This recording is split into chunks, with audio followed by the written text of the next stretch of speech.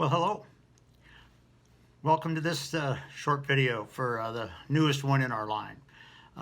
Just wanted to kind of point out one thing today for you. And obviously we're talking about leading your team in a rapidly changing environment where things can be unpredictable. And also keep in mind, sometimes you can go through really rough spots where your people kind of feel down and that kind of thing. So just wanted to give an example and give an insight about leading your team when things are tough.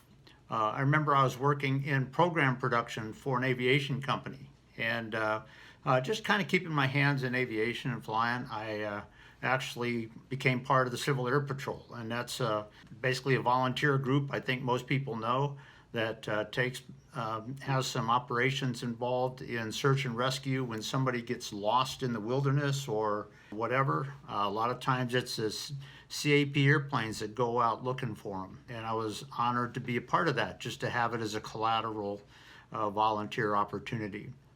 And there came a time where that squadron had a real reputation within the group that was not good, and people were really getting down. A lot of people were speaking against the group and things like that, and it was really kind of wearing people down. And there came a time where the squadron commander basically quit, and I was asked if I would take it over. And I sat down and had a conversation with the guy who was going to be the deputy commander and a couple others, and I said, you know what, I'll do this. And it was sort of interesting because one of the things that I knew is I had to redefine the vision of the squadron and the spirit of the squadron and what we needed to do. And that doesn't happen when you're pointing fingers at somebody. So here's what I did. The very first meeting where I was introduced, they gave a little bit of information about me, and I stepped up to the podium, my very first time to speak to the squadron as a unit, as a volunteer unit. And one of the things that I did is I pointed to the back of the room, and I had somebody in the back. I said, close the door. And they stood up and closed the door, so we were just on ourselves. I said, and I looked around the room, I said, I can see in your eyes you're disappointed. You're frustrated with what's going on. You're frustrated with all of the negative input that you got and all of that. I said, here's what we're going to do first. And I took my watch off and I held it up like this. I said, before we do anything, we're going to take 60 seconds. And as I looked around the room, I said, we're going to take 60 seconds and you are going to do nothing but think about everything bad you've ever heard about this unit, about you, about your efforts, or whatever. 60 seconds, that's all you're going to think about. And then we're going to start changing it. You ready? Everybody's nodding their heads, and I said, okay. I sat down. 60 seconds later, I stood up to the podium, and I picked up my watch like this, and I said, you guys ready to create something new? And people were sort of nodding. And one of the things that I told them is I said, Mark, mind my words, after tonight and going forward, people are still going to say stuff. And I said, you are not to argue with them. You are not to debate them. You are not to try to discuss it.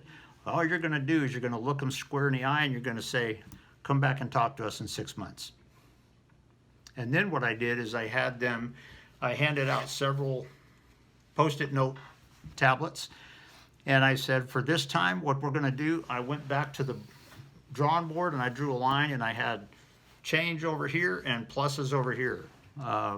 And I had them jot down, without discussing it or anything like that, jot down the things that needed to be changed. And we ended up posting up about 15 Post-it notes on the change side. And then I said, okay, write down the things that you like about the squadron, things that are good, things that are of value. And they came up with about 15 or 18 things for the plus side. And then I said, here's how we're going to do this. I read every single one of the ones that were negative. I said, this is what needs to change about the squadron, the spirit of it. And I read every single one. I said, these are the things we're going to change to make the squadron newer and better. And then I read all the pluses. I said, here's what you guys see as the plus. We're going to keep this in mind as we go forward and we set the stage for growing forward. And it was interesting because I also told them that when we have these meetings every week, I'm not going to stand up here and do it. The office holders, in other words, the training person, the safety person, all of that, they're going to come up and brief their part of it and lead the discussion on their parts of it. Now, I would still be up here on the front sitting down, and if I needed to overrule something for ethics reasons or whatever, I could do that. But rarely did I do that. What I found was that the people really revolutionized their vision, their culture, their belief, and it made a radical difference. In fact, it made such a difference that the training guy at the time literally just accidentally ran into a guy who was a magazine article writer, author. And he wanted to write an article about what we have done. And the training guy came up to me and asked me if that was okay, if I was okay with that. And I went like this and I said, it is okay. Yeah, you can have him do that, but there's one requirement. He said, what's that? And I said, you tell him that he has to do a third person. The only credit goes to the squadron, not to any one person. And I said, that is the requirement for him writing the article. And he told them, and the author, to his credit, wrote it exactly that way. And it was interesting that about 2 months later, I was at a group conference where it had all the different squadrons in the area that came to that. And there was a time where they went around to all the commanders. And each of the commanders gave a little bit of an update on their squadrons, what they were struggling with, and all this. When they came to me, I stood up and I said, here's what we're doing. Here's what we're going. Here's the people that have come into the group.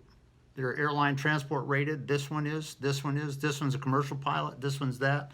And as I talked about what we were doing, most of the people in the room were looking around at me going, because it was so different than anything else they had experienced in their units, and also what they had heard about our unit. And like I said, an article was published on us, and it made a huge, dramatic difference. I leave that with you for this week, and look into your organization. When you find yourself in the trying times, as a leader, what do you need to do? Because that doesn't happen when you just point your fingers at people and tell them what to do. People start to bring radical results when they believe, when they have a vision, when they trust, and when they believe in your supporting them.